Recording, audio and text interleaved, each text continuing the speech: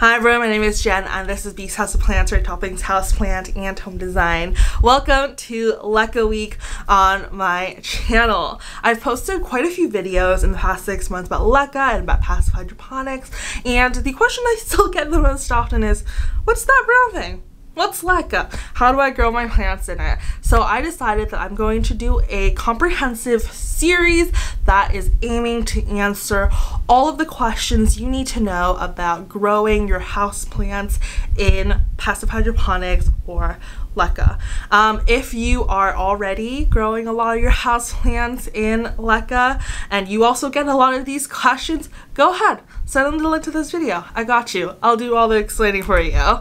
Okay, so this is going to be a 5-part series. It's going to air today, which is Monday, all the way through Friday of this week. Okay, so in today's video, we're going to be answering what is LECA, why do people like growing their plants in LECA, how it works, what all the materials you need are, and is growing plants in LECA right for you, because it's not right for everyone. This will be a long video. There will be timestamps down below. Let's get into it. Okay, so the first question is, what is LECA? LECA stands for Lightweight Expanded Clay Aggregate. So really it's a bunch of clay pebbles that have been baked at a very, very high heat until they expand. Think of it like popcorn popping. So you end up with this super, super light and very, very porous medium that look a little bit like forbidden cocoa pebbles. So before LECA was used for houseplants, it was first used for gardening, and it became very popular with orchid collectors before moving on to the general houseplant market. There are other places around the world that LECA and growing your plants in passive hydroponics is very popular, and the US is just catching up in this aspect. So a quick detour into some semantics, lots of buzzwords, lots of things that this method of growing have been called. I believe it was first called semi-hydro or semi-hydroponics, especially in the orchid world, because this method of growing is similar to hydroponics, like regular hydroponics. The difference is in hydroponics, you're just growing the plant, whatever you're growing for your vegetables, in water. Like obviously with added nutrients, but just water. It's usually within a system where the water is rotated and constantly being pumped. And the difference is in in passive hydroponics, you are growing your plants in a medium, the medium being LECA, and there's no pump. You're sending your plants into a reservoir of water. So the preferred term now is either hydroculture or passive hydroponics, and then the medium is LECA. A lot of times I'll say LECA plants because the differentiation in my collection is LECA versus soil, so LECA plants versus soil plants. I hope that makes sense. All right. Okay, so why LECA? Why are you growing your plants in these cocoa pebble looking things? There are so many reasons to love LECA, and my primary reason is watering. LECA really takes the guesswork out of watering. Overwatering or underwatering is the most common plant problem, and that's because there are so many variables when it comes to watering your plants. Like just for this pothos, for example, I can't just tell you water your pothos once a week. It really depends. I have to ask questions like, what size pot is your plant in? What is the medium is it in? What is the soil? Have you added anything to the soil? Are there any soil amendments? What type of pot is it in? Is it a ceramic pot? Is it a terracotta pot? Is it root bound or not? How much light is it getting? What's the humidity like? All of those variables determine how often you should be watering your plant. And while all of those variables exist with LECA plants, they don't really affect how or when you can water your plant. So that means that you can water your plants on your schedule with LECA, and you can also go much longer in between waterings. So that's the primary reason why I love LECA so much. Okay, so how does that work? Why are you able to go so long in between waterings? That's because LECA works via capillary action. In a very non-sciencey way, capillary action is basically the ability for water to move through porous substances without the assistance of gravity, so it's moving upwards. I barely passed chem in high school, so I will not be able to tell you how that happens. It just does. I'm sure you're able to find like a YouTube video or something like that on how capillary action works. But the gist of our LECA setup is that your plant will be potted up in LECA and it will sit within either a net pot or a nursery pot that is placed within a reservoir of water, and then the substance will slowly wick up the water as the plant needs it. The internet will tell you that capillary action works up to about 8 to 10 inches in height. That hasn't been my experience in practice. I will say that in practice it's probably half of that. So I think that for best practices, plants should be potted up in pots that are less than 8 inches in diameter. You can pot your plants in pots bigger than that, but they would have to be quite shallow in height, because any taller than like 6 or 7 inches, the top just never really gets very moist, and so the top section of the roots will be likely to dry out. Okay, other reasons to love LECA. Pests. This doesn't mean that you will never ever have pests again, but it does greatly reduce the likelihood of you having pests, especially fungus gnats. I hate fungus gnats. This is because fungus gnats lay their eggs within the top inch of your soil, especially if the soil is nice and moist and rich. They love that. And LECA is none of those things. LECA, especially the top layer, dries out incredibly quickly, so it's very inhospitable for them.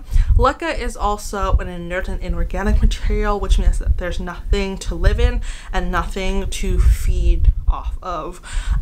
So that's why it really reduces your likelihood of having pests. So that kind of goes into the next reason of why I love LECA so much, and that's because it is reusable. So unlike soil, LECA is an inert material, which means that it will not change over time, versus soil. Soil decomposes quite quickly, and over time it becomes really compact, and compacted soil restricts oxygen to roots, which is essential for root health. Roots that do not have enough oxygen is the primary cause of root rot, which, you know, none of us like. So LECA is really great at providing a lot of airflow and a lot of oxygen for your roots. Also, soil depletes over time. It takes about a year, roughly, maybe 2 years, for soil to be depleted of all of its nutrients. And then, you know, it compacts. And that's why we have to repot our plants about once a year or every other year, versus LECA. LECA has no nutrients, which means that you have to manually add nutrients, but it means that you will never have to throw it out, and over time that is better.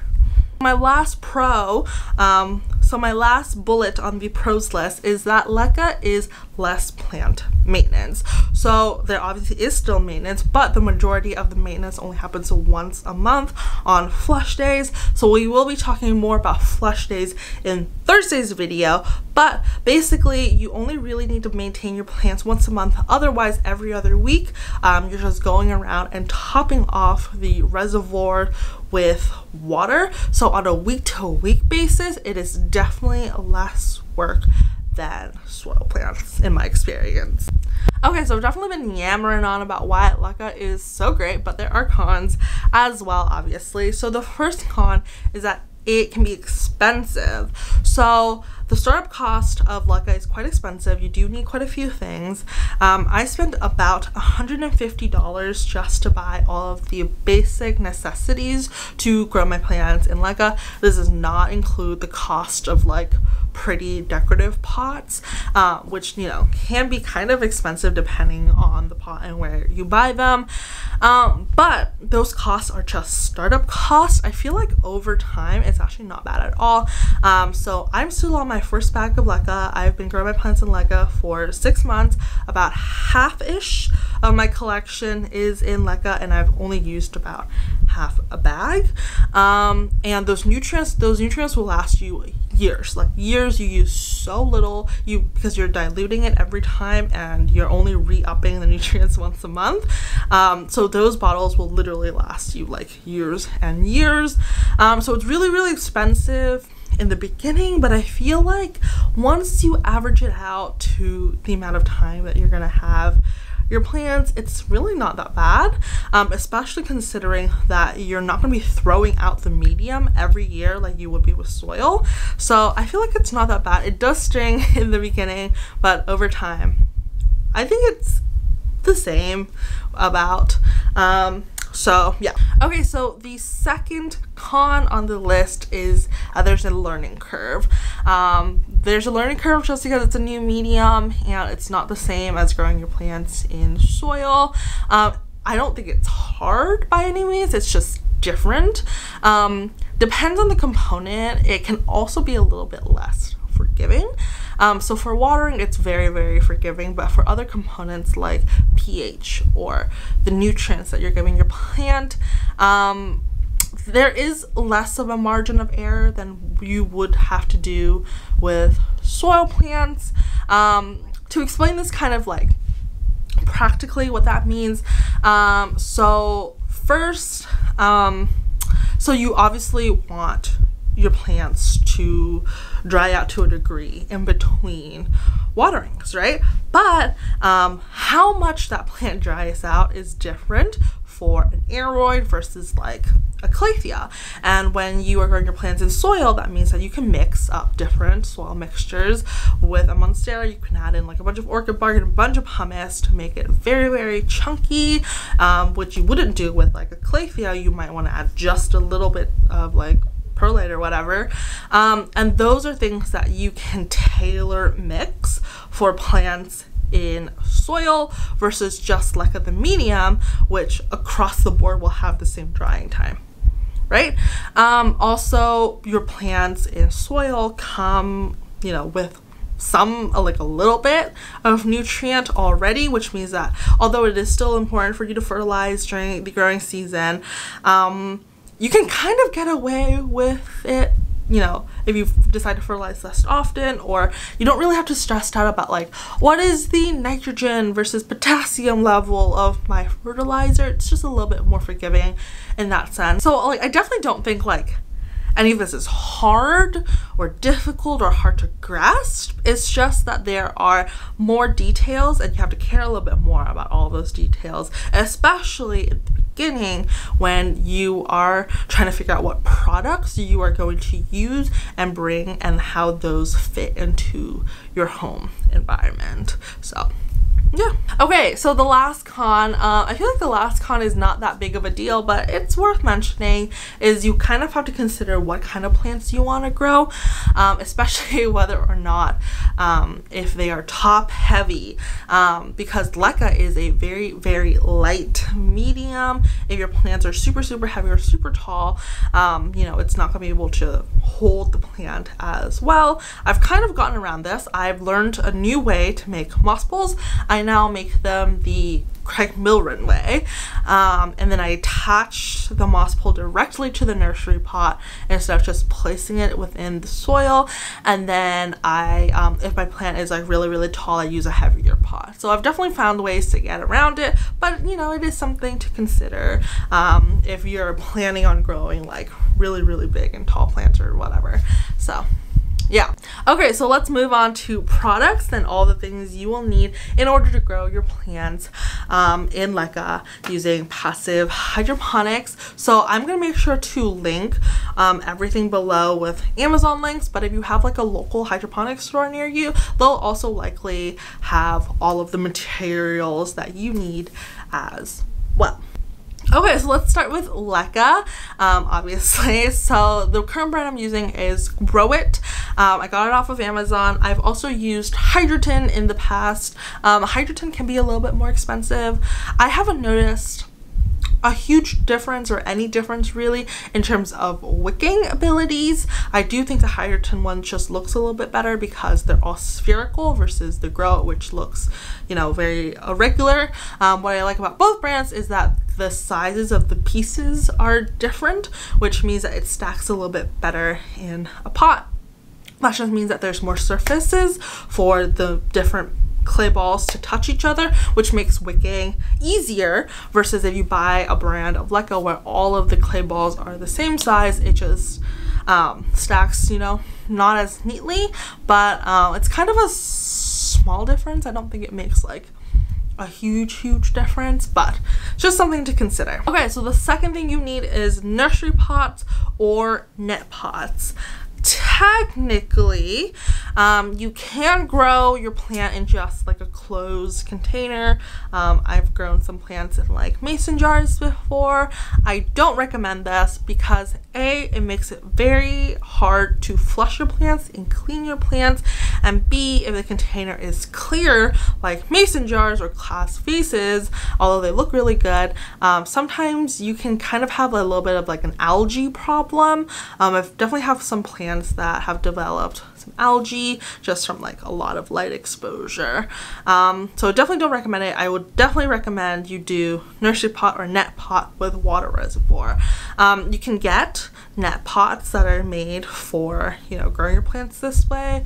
I use for most of my plants just regular nursery pots, and I think they work just as well. My favorite pots are clear nursery pots just because I can see the roots and I can see the roots developed, but you know, the regular nursery pots work just as well. And to go with that, you're also going to need something to hold your water in. So now you're looking for pots without drainage holes, versus when you're, you know, growing your plants in soil, a lot of times you're looking for pots with drainage holes. In terms of cache pose and decorative pots, I would highly recommend that you look for something that's made out of non-porous material, either like glazed ceramic or plastic. Things like terracotta or concrete are not good because they wick water away from the plant. I tried to use a concrete planter once and it did not end well. It actually developed a mold problem at the bottom of the planter just because it constantly had water in it and it was constantly moist. So definitely non-porous material, plastic, glazed ceramic. Okay, so besides like the LECA itself, I think the second most important thing is what nutrients you buy. So I use the trio from Fox Farm, and it has Grow Big, Big Bloom, and Buds and Bloom, I believe, are the three. You can buy them separately or you can buy them together. I also recently switched to the hydroponic version of Grow Big, because I don't know, I guess I didn't have it when I was buying my stuff, because I feel like I would have bought the hydro version if I knew it existed. But either way, so obviously if you're now looking into buying nutrients specifically for your hydroponic plants, passive hydro plants, then obviously get the hydro version. If you already have the soil version, I don't think it's 100% necessary to switch over. I used the soil version for 5-ish months with my plants and they were fine, they liked it. The main difference is the nitrogen. In the hydro version of Grow Big, the nitrogen is made out of nitrate versus ammonia, which can be easier for absorption for some plants, and is a little bit easier to be absorbed with hydroponic systems. You do need all three because they do different things. If you are planning on growing like crops, like vegetables or gardening, they do have feeding schedules on their website of like how much you dilute and when you use, because you don't necessarily use all of them at the same time if you're planning on growing like food. But for houseplants, it's a little bit different because our houseplants are maintained year-round, and there's not like a cycle where like it flowers and then it fruits and then you harvest. So it's a little bit different. We are going to go so in depth into nutrients on Wednesday. So I know that the General Hydroponics series is also very popular, but I've never had it, so I can't recommend it or give a review in it or anything. I will just tell you about why I decided to go with the Fox Farm one instead. Two main reasons. First, I've owned other Fox Farm products that I've really liked, so you know, I wanted to keep using Fox Farm. And two, so both companies are synthetic fertilizers, both the Fox Farm and the General Hydroponics, but the Fox Farm products are organic based. It's not like 100% organic, but it's organic based. It's made out of organic materials. On the bottles you can see that it'll say like, oh, made out of like bat iguana and worm castings and blah blah. And when you read the labels, I recognize more things on the Fox Farm labels, and that makes me feel better. I don't know if it like makes a huge difference, but it just makes me feel better. I believe Big Bloom, one out of 3 is certified organic. Not the entire trio, but 1 out of 3 is certified organic. So yeah, so that's why I decided to go the Fox Farm one. I really like it. I probably won't ever switch, but once again, we'll talk more about nutrients on Wednesday. Okay, so 2 optional products. The first is Super Thrive. Super Thrive is not a fertilizer. It's kind of like a pet peeve when people say that they fertilize their plants with Super Thrive, but that's not right. Maybe I'll make a video on that, maybe. But I do love Super Thrive. I thought about Super Thrive in like every single video. Super Thrive is a plant hormone and a plant vitamin, and it helps with root development and transplant shock. And obviously when you grow your plants in LECA, there is a transfer going on from when your plant was in soil, now it's in LECA. So Super Thrive has been massively helpful for that. It's not expensive. It's also very readily accessible. You can find it at any local hardware store, your Lowe's, your Home Depot, your local nursery, they'll have it. And then the other optional thing is a Fox Farm product called Sledgehammer. So this was a product that was created to help flush your plants. It was made for hydroponic systems mostly. You can use it in soil. I don't think most people use it in soil. I think most people use it for the hydroponic systems. I don't think it's necessary. We'll talk more about it on Thursday. I don't think it's necessary, but I do have it and I do use it, so it's on this list. The next thing is syringes without needles. This is how you measure out how much nutrients you're going to dilute. I learned this trick from Minimalist Callie. Shout out to her. She was definitely the first person that taught me about LECA and passive hydro. They're pretty cheap on Amazon, and you just buy a big pack of them. You'll use them. So the other thing you need is a pH testing kit as well as pH adjusting chemicals, so pH up and pH down. So I just bought the kit from General Hydroponics. So the kit is one of those color liquid droppers. So you take your already pre-mixed liquids and then you measure the pH, and then based on the color of the liquid determines the range of pH. It is definitely not as accurate as if you were to get one of those like digital pH sticks. That's up to you. I think they're just like a little bit more expensive. And then pH up and pH down is so that you can adjust your pH.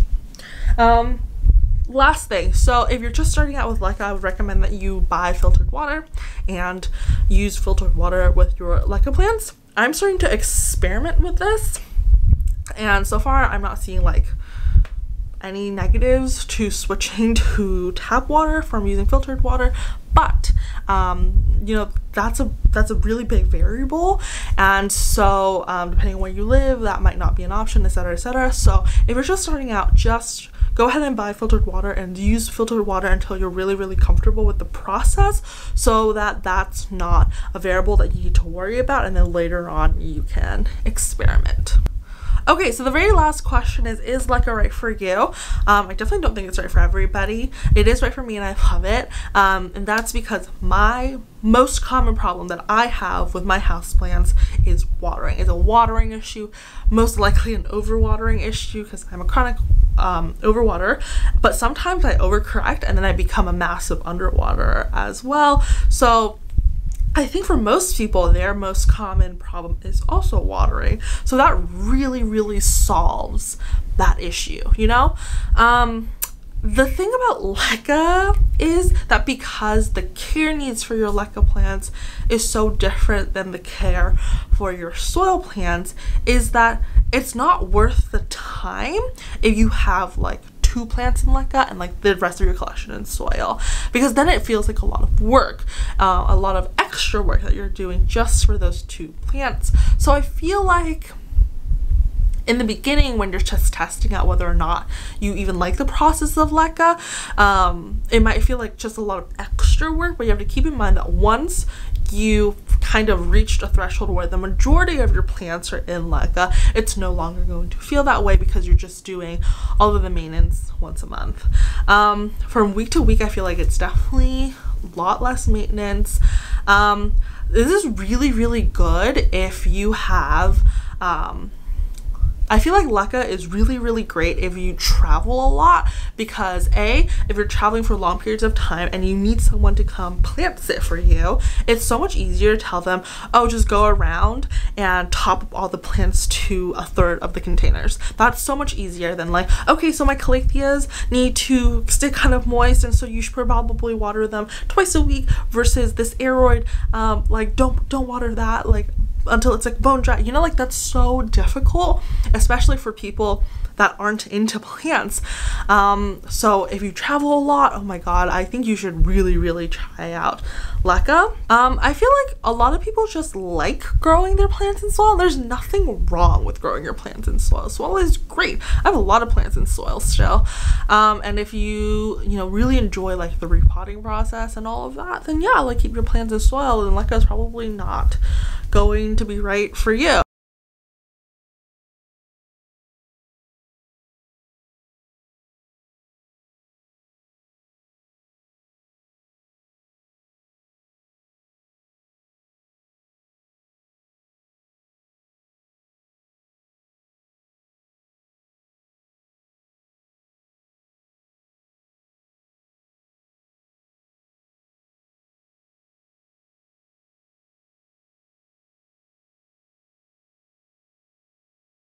Okay, so I think that's everything I needed to talk to you about today. Make sure that you come back tomorrow, where I'm going to talk about how to transfer a plant from soil to LECA, and what types of plants you want to transfer to LECA, and what types of plants I wouldn't transfer into LECA. Alright, I'll talk to you soon. If you like this video, please give me a thumbs up and subscribe, and I'll see you soon. Bye!